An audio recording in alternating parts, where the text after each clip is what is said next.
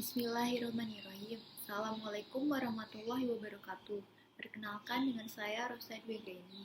Jadi di sini saya akan menjelaskan langkah-langkah pemasangan alat kontrasepsi dengan metode implan. Pertama kali kita lakukan yaitu melakukan inform consent terlebih dahulu. Bu, di sini saya akan melakukan pemasangan alat kontrasepsi dengan metode implan. Apakah Ibu bersedia?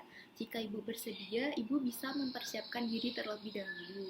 Jadi persiapan untuk pasiennya, Ibu bisa mencuci lengan Ibu terlebih dahulu ya Bu, dengan air yang mengalir sampai lengan pada bagian atas. Nah, setelah itu Ibu bisa tidur di bed yang sudah disediakan dengan lengannya nanti ditaruh di penyangganya ya Bu, yang sudah ada di bed. Nah, setelah itu saya akan menanyakan, Bu, ini lengannya yang jarang digunakan untuk bekerja yang bagian mana ya Bu? Karena lengan itu yang nantinya akan kita pasang dengan implan. Dan dalam kasus ini kita menggunakan lengan tangan kiri. Setelah itu saya sebagai dokter akan mempersiapkan alat-alatnya terlebih dahulu. Nah, alat-alat yang perlu dipersiapkan yaitu kita perlu membuka bungkus kemasan dari implan. Kemudian kita menghitung jumlah kapsul implannya ada berapa. Setelah itu ada trokar dengan pendorongnya, ada plester, ada kasa, kemudian ada duk steril, ada sarung tangan steril, kemudian ada lidokain, kemudian ada spet, ada scalpel dan bisturi, kemudian juga ada lidokain untuk anestesi. Nah, setelah kita mempersiapkan alat-alatnya, kemudian kita akan mencuci tangan. Setelah mencuci tangan, kita menggunakan satu handscoon. Setelah itu kita ambil spet dan kita ambil lidokain untuk anestesinya dengan menggunakan satu tangan yang sudah menggunakan handscoon satu. Setelah kita mengambil lidokain, kemudian kita menggunakan satu sarung tangan lagi, yaitu berarti sekarang kita sudah menggunakan dua sarung tangan. Nah, setelah menggunakan dua sarung tangan, kemudian kita memasang scalpel dengan bisturinya. Setelah kita pasang, lalu kita akan melakukan anestesi. Sebelum dianestesi, kita akan melakukan disinfektan terlebih dahulu. Nah, untuk desinfektannya, sebelumnya kita akan menentukan lokasi injeksinya sekaligus lokasi untuk insisi. Nah, lokasinya yaitu 8 cm di atas lipatan siku tangan kiri, lengan kiri. Nah, setelah itu kita memberi batas atau memberi tanda di lokasinya. Setelah itu kita akan melakukan disinfektan dengan menggunakan kapsa dan kapas atau kasa yang diberi povidone iodin secara melingkar. Setelah kita disinfektan, kemudian kita letakkan duk steril di atasnya. Setelah itu lalu kita akan melakukan injeksi. Nah, injeksinya tadi lokasinya ya 8 cm di atas lengan kiri, lengan siku, di atas siku ya. Setelah itu kita melakukan injeksi. Untuk anestesinya kita suntikan secara perlahan-lahan. Pertama kita menggunakan secara intradermal. Secara perlahan-lahan kita suntikan di bawah kulit. Lalu itu sebanyak 0,5 cc. Nah, setelah itu sampai tidak menggelembung. Setelah itu nanti kita masukkan lebih dalam lagi secara subdermal sepanjang 4 cm. Kita suntikan sebanyak 0,5 sampai 1 cc. Sama seperti tadi diaspirasi terlebih dahulu. Setelah itu lalu kita tarik secara perlahan-lahan, namun jangan sampai terlepas.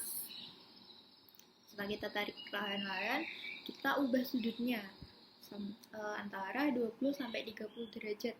Lalu kita anestesi injeksikan seperti yang pertama tadi. Kalau sudah nanti kita tarik, lalu kita tunggu hingga beberapa saat supaya anestesinya berasa. Setelah itu kita akan melakukan insisi dengan menggunakan scalpel. Insisinya di lokasi yang tadi diinjeksikan. Kita insisi secara melintang selebar 2 mm. Setelah kita insisi, lalu kita masukkan alat trokar dengan pendorongnya. Kita masukkan secara perlahan-lahan sampai mengikuti dari di bawah kulit. Itu dengan sudut kira-kira 45 derajat. Sampai sudah. Setelah itu kita tarik alat pendorongnya keluar, lalu kita masukkan implan. Nah, setelah kita masukkan implan, lalu kita dorong lagi dengan alat pendorongnya sampai ditekan dengan menggunakan tangan kanan kita. Salah satu tangan ada di bawah alat trokarnya supaya menyangga, supaya implannya itu dia tidak keluar, dia tidak jatuh. Jadi kalau jatuh nanti bisa kita ambil. Nah, setelah itu kita masukkan secara perlahan-lahan sampai dia melewati batas Selama melewati batas kita raba apakah benar implannya itu sudah berada di bawah kulit, artinya dia sudah tidak berada di lokarnya itu. Nah kalau sudah, lalu kita ubah sudutnya sekitar 20-30 derajat, lalu kita masukkan implan yang lainnya. Dan hal tersebut dilakukan berulang kali sampai implan jumlah sesuai dengan jumlah implan. Setelah sudah, nanti trokar dan alat mendorongnya, lalu kita tarik keluar secara perlahan-lahan. Nah untuk bekas lukanya nanti kita bisa rapatkan, kita dekatkan, setelah itu kita plester dan kita bungkus dengan kasa. Setelah itu ditali atau dibuat simpul. Nah tujuannya apa? Supaya dia tidak terjadi hematom. Nah seperti itu. Nah untuk edukasinya adalah nanti lengannya ini tidak boleh melakukan aktivitas yang berat-berat yang melibatkan lengan kirinya. Namun si pasiennya ini juga tidak perlu sampai istirahat total, artinya bisa melakukan kegiatan seperti biasa. Nah dalam waktu 3-4 hari nanti lukanya akan bisa menyatu kembali. Nah seperti itu. Nah setelah sudah nanti akan kita membuat catatan tentang pemasangannya ini, ada di lengan mana, lalu berapa jumlahnya. Nah seperti itu. Ambil lagu untuk pemasangan implannya sudah selesai dan ditanyakan. Jika tidak ada, terima kasih. Wassalamualaikum warahmatullahi wabarakatuh. Bismillahirrahmanirrahim. Assalamualaikum warahmatullahi wabarakatuh. Perkenalkan dengan saya Rosa Dwi Anggraini. Jadi di sini saya akan menjelaskan langkah-langkah pencabutan alat kontrasepsi dengan metode implan. Sebelumnya, yang pertama kali akan saya lakukan yaitu melakukan inform consent terlebih dahulu. Di sini saya akan melakukan pencabutan alat kontrasepsi berupa implan di lengan ibu. Apakah ibu bersedia? Jika ibu bersedia, ibu bisa mempersiapkan diri terlebih dahulu. Ibu bisa mencuci lengannya terlebih dahulu ya Bu, dengan air yang mengalir. Lengannya sampai pada bagian lengan bagian atas. Setelah itu ibu bisa berbaring di bed yang sudah disediakan. Dengan lengannya bisa ditaruh di atas penyangga. Setelah itu saya akan menentukan di mana lokasi implan yang dulu sudah terpasang dan juga memberi tanda di mana nantinya akan dilakukan injeksi dan insisi, yaitu 5 mm di bawah ujung dari semua implan. Nah, setelah itu untuk persiapan dokter mempersiapkan alat terlebih dahulu. Alat-alat yang dibutuhkan itu sama seperti dalam proses pemasangan implan, hampir sama, yaitu ada bisturi, ada scalpel, kemudian ada plester, ada kasa, kemudian ada povidone iodine, ada lidocaine, ada spek, ada handscoon steril, dan juga ada duct steril. Juga ada bisturi dan scalpel. Setelah itu saya akan mencuci tangan. Setelah mencuci tangan, kita menggunakan satu handscoon, lalu kita mengambil lidocaine dengan spetnya. Setelah itu kita menggunakan satu handscoon lagi dan kita memasang bisturi dengan scalpelnya. Setelah itu kita akan melakukan disinfektan. Disinfektannya di lokasi tadi yaitu 5 mm di bawah dari semua ujung dari implan. Nah setelah itu, setelah dilakukan disinfeksinya dilakukan secara melingkar. Lalu kita tutupi dengan duct steril. Setelah itu kita akan melakukan anestesi. Kita injeksikan secara perlahan-lahan. Pertama kita melakukan secara intradermal terlebih dahulu, yaitu menyusuri dari kulit sekitar 0,5 cc. Setelah itu kita masukkan lebih dalam lagi sepanjang 4 cm. Itu sebanyak 0,5 sampai 1 cc. Semuanya itu dilakukan dengan aspirasi, artinya menggelembungkan terlebih dahulu. Nah, setelah itu kita tarik secara perlahan, namun jangan sampai terlepas. Lalu kita ubah posisinya atau ubah sudutnya sekitar 20-30 derajat. Lalu kita ulang lagi untuk injeksinya sampai semua lidocaine-nya habis. Lalu kita tarik perlahan-lahan, lalu kita tunggu beberapa saat hingga anestesinya berasa. Lalu kita akan melakukan insisi. Nah, insisi ini dilakukan di lokasi yang tadi sudah kita beri tanda. Itu dilakukan secara melintang, sekitar lebarnya 4 mm. Kita melakukan insisi, kemudian kita akan melihat ada bagian implannya di dalamnya. Lalu kita jepit implannya dengan menggunakan klem di bagian tengahnya. Jadi klemnya nanti yang kita butuhkan itu ada dua.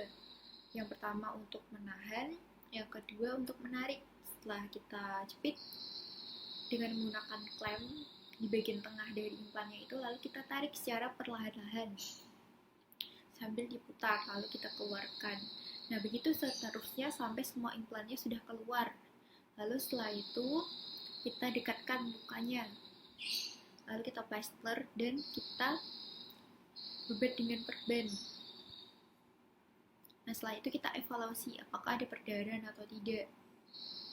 Setelah itu akan kita beri edukasi kepada pasiennya. Setelah diberi edukasi akan dilakukan proses pencatatan, yaitu pencatatan tentang pengambilan implan. Nah, alhamdulillah untuk pengambilan implannya sudah selesai, proses pencabutan implannya sudah selesai. Ada yang mau ditanyakan? Jika tidak ada, terima kasih. Wassalamualaikum warahmatullahi wabarakatuh.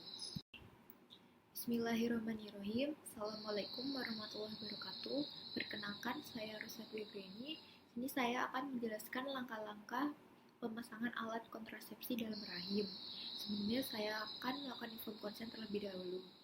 Bu, di sini saya akan melakukan pemasangan alat kontrasepsi dalam rahim ibu. Apakah ibu bersedia? Jika ibu bersedia, ibu bisa mempersiapkan diri terlebih dahulu. Ibu bisa buang air kecil dulu ya bu sebelumnya, kemudian bisa membersihkan organ genitalia ibu.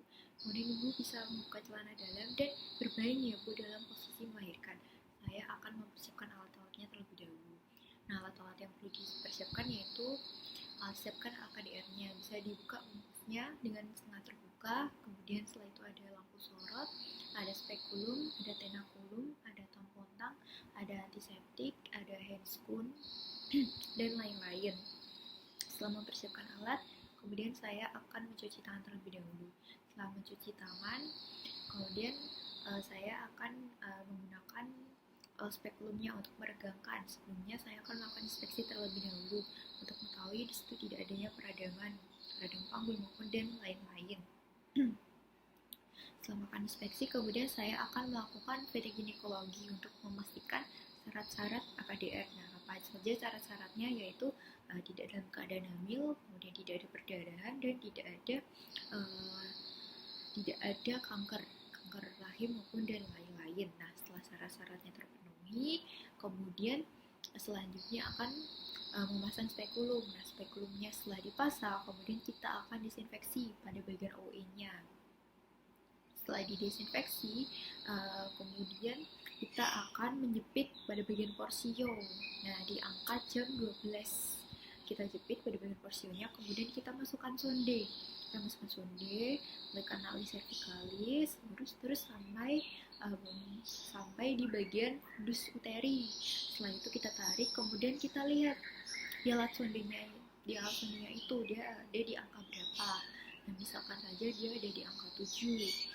Setelah melakukan sonde itu, kemudian kita akan membersihkan alat AKDR-nya. Nah, tadi alat AKDR-nya pasti dibuka bungkusnya setengah. Nah, kemudian AKDR-nya itu diposisikan di bagian seperti payung mangkuk. Nah, setelah diposisikan, kemudian ada yang namanya flank. Jadi flank itu buat seperti tanda. Nah, tadi misalkan kita sondenya ada di angka 7, berarti flanknya nanti bisa diletakkan di angka 7. Nah, setelah diposisikan, kemudian kita masukkan alat insersinya beserta batang dan pendorongnya. Kita masukkan secara perlahan-lahan. Kita masukkan, setelah itu tungguin beberapa saat sampai pada bagian batas. Setelah itu kita tarik perlahan-lahan tabung dan pendorongnya. Kita tarik perlahan-lahan, kemudian ini dipegang, kemudian 2-3 cm di depan OE-nya, benangnya kita potong kita kasih jeda 10-15 detik. Nah, setelah kita potong, kita beri jeda, kemudian tabung dan pendorongnya itu kita tarik kembali beserta sisa benangnya tadi. Nah, kita tarik secara perlahan-lahan. Nah, setelah sudah, kemudian kita lepaskan tenakulumnya. Kita desinfeksi lagi sambil dievaluasi apakah ada perdarahan atau tidak. Jika sudah tidak ada perdarahan, maka kita lepaskan spekulumnya. Setelah kita lepaskan spekulumnya, Lalu kita beri antibiotik bila terjadi infeksi. Kemudian kita akan memberikan sedikit konseling kepada pasiennya. Bilang ada efek samping dari HKDR. Nah, efek sampingnya apa? Bisa saja dia terjadi perdarahan saat menstruasi, dia lebih banyak darahnya keluar, ataupun saat menstruasi dia akan merasakan nyeri. Nah, itu merupakan efek samping dari pemakaian HKDR itu sendiri. Nah, untuk pemasangannya alhamdulillah sudah selesai.